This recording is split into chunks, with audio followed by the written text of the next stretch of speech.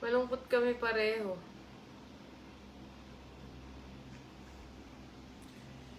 Ang sakit. Naiiyak ako.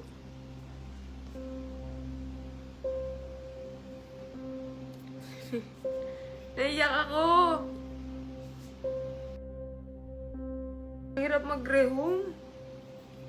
Parang ang lungkot pa. Naiiyak ako. Lungkot niya, huwag na kaya kita ibigay. So, this is our second time na magre-rehome, mga idol. Ito naman, ibibigay natin sa Idol Moto Squad kasi sila yung nagbigay kay Crunch. So, para lang makapag-give back. Para makapag-give back, tsaka mag-thank you na din sa kanila. Pero ang sakit. Lambing kasi dito eh. Parang si Hershey, yung baby. Andiyan na daw yung kukuha sa'yo. Andiyan na daw si Greg. Lungkot siya eh. Ang hirap no, sana paglabas, pwede na natin bigay para hindi na napapamahal sa atin.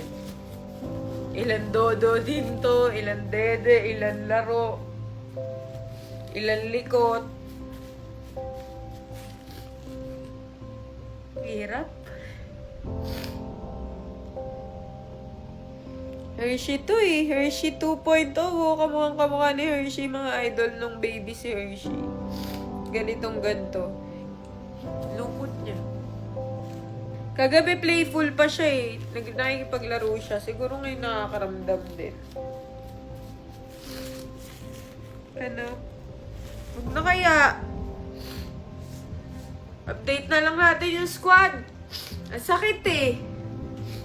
Kasi ramdam ko yung ano niya, yung tahimik niya.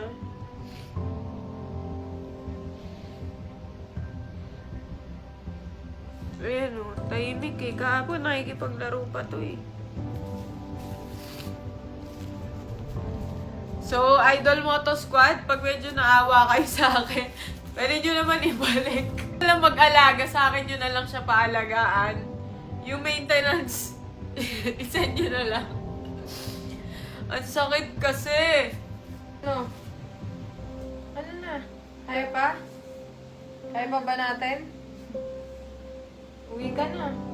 Tignan mo mukha ko. Tatakot.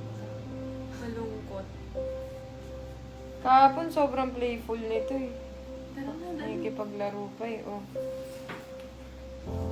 Anong pangalan nito? Tofi. Tofi? Paano Fina? Tofi lang. Tignan mo yung mukha. Malungkot. Iyak na yun. Malungkot siya. Iyak.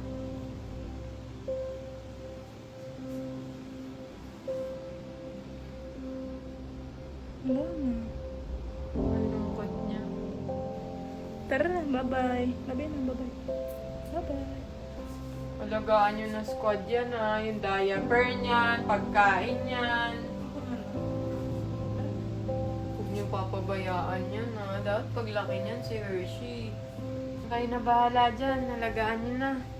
Bye-bye. Bye! Bye-bye.